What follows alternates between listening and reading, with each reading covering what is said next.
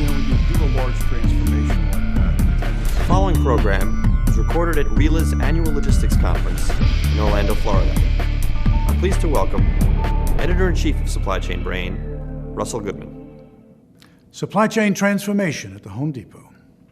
Joining us today to talk about that subject is Charlie Armstrong, Vice President of Supply Chain and Distribution at the Home Depot. Charlie, welcome. How you doing? Charlie, there's a very interesting and exciting project, no doubt, going on at the Home Depot these days, transforming the supply chain. Tell us about it. Sure. In 2007, we began the largest supply chain transformation ever in retail history. We had approximately 20% of our COGS that was going through central distribution at that point in time. When we're complete the transformation, that number will exceed 75%. In order to accomplish this, we're creating a rapid deployment center flow-through network, which will process our high-volume merchandise. In the process of doing this, we'll create better in-stock, better service, a more streamlined process, and our vendors get more effective as well as part of this process. These RDC facilities are somewhere between 400 and 700,000 square foot in size. They each serve approximately 100 stores. And as part of this process, we place aggregated orders for the stores, and then when the merchandise arrives at the RDC, we reallocate it based on current sales, which gives us a much better service and in-stock position. As part of this transformation process, our early operating statistics are all very strong, and we're hitting better in-stock performance than we had prior, at least since the beginning of these operating metrics that we now have in place. Some other positives, our inventory turns just this year have gotten better than they had been in the past several years. In fact, we had a recent upturn in inventory turn, the best since 2001.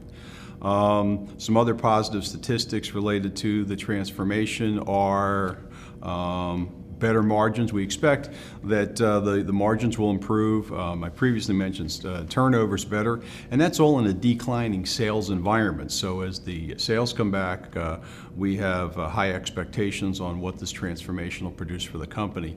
As of 2009, 65% of our stores are now serviced by the RDC network. By the completion of 2010, the entire U.S. store population will be served by the RDC network. Concurrent with that, we're also making some adjustments in some of the other platforms. We've recently combined our domestic and import stocking facilities into a common platform, which streamlines those processes. Again, should contribute to better service and better operating efficiencies as we go forward. And we're encouraged about that process. In fact, in 2009, we completed that realignment. And our stores, probably the best accomplishment that we can talk about. It was uneventful, and we're unaware that we had realigned that network and accomplished that by maintaining great customer service scores through the entire process. And the last platform in our network is our bulk network. And we've recently reevaluated that, and we believe that this network, which traditionally has handled lumber product, has the potential to handle significantly more volume as well as incremental increases in SKUs and other commodities, which we believe we can deliver to the stores on the flatbed network or flatbed trucks, again, providing our stores with more central distribution capability, better in-stock, better service levels. Charlie, I guess projects are only exciting if they run into an occasional hurdle. So what would be the most significant challenges that you've encountered in this transformation project? Well, when you do a large transformation like that, the tendency is to think about site location, buildings, systems integration, those types of issues. But by far the biggest challenge is the personnel. As we think about the Home Depot supply chain, we're virtually transforming every aspect of the supply chain.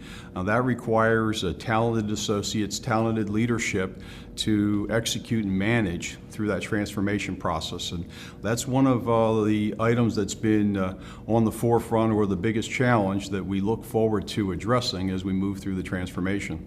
Well, let's talk about personnel. How do you go about hiring recruits for the supply chain organization? Well, we're fortunate that we've got a great brand. So we're able to leverage the brand, we leverage our leadership team, we leverage our associates in terms of making recommendations, and we also work with our HR organization. We leverage our online corporate website tools. As a result of that, we literally get thousands of applications for positions that we're looking to fill, and we work through the process and screen them very carefully, looking to identify potential candidates and leaders that want to join the Home Depot and can be part of our culture. Charlie, there are new hires and there are incumbent leaders, but there's a gap in between. How do you bridge that?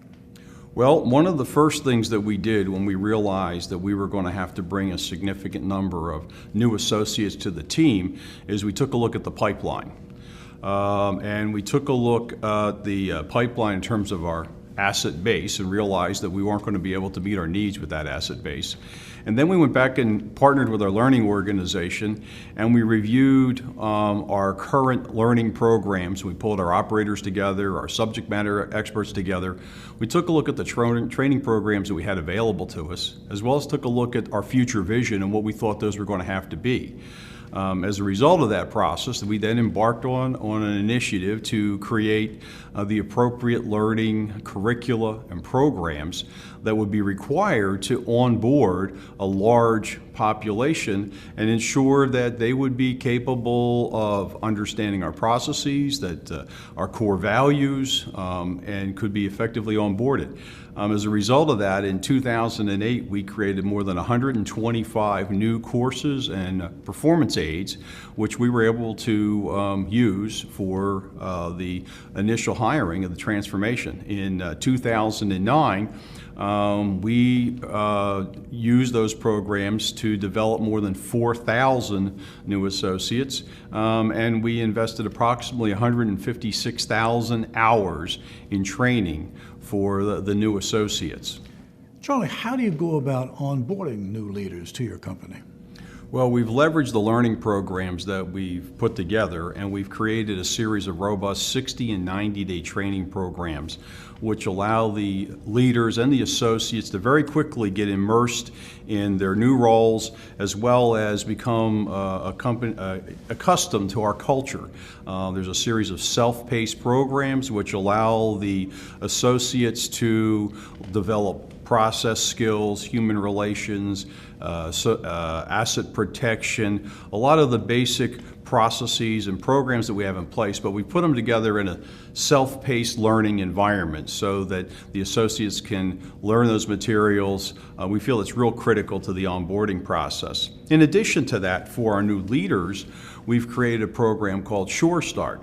And what Sure Start is a 4-day intensive program where we bring in new managers and newly promoted managers. We bring them into the SSC, which is our Atlanta office, and we run them through a 4-day program that's taught by supply chain leaders and field faculty. And what this allows us to do is establish a baseline leadership program, and we can ensure that all of our management has the same skill sets as we're interacting with our associates as we go forward. Charlie, final question. We've talked about recruiting and training new leaders. What about career path and development? Well, career path and development, we have some great coaching programs, and it's our objective to provide curriculum for the manager and for the associates to help facilitate their own individual growth. So we have a series, again, of self-paced programs which allow them to develop skill sets. As an example, there's curriculum around outbound transportation or vehicle loading. There's a curriculum around problem solving or change management. The objective here is to allow the associate to develop a curriculum around their particular desires so that they can develop their career path in conjunction with their manager. At Home Depot, we have a culture where leaders are expected to develop their leaders, and that's part of our culture. We want leaders teaching and developing leaders. And it goes back to when the founders created the company. There was a founder had a saying, if we take care of our associates, and our associates will take care of our customers, and everything else will take care of itself. It's sage advice back then, and we still follow it today. Charlie, it's a fascinating look into the business culture at Home Depot. Thanks for sitting down and speaking with us today. It's been my pleasure. Thank you. Charlie Armstrong, speaking to us today about supply chain transformation at the Home Depot. Thanks for watching.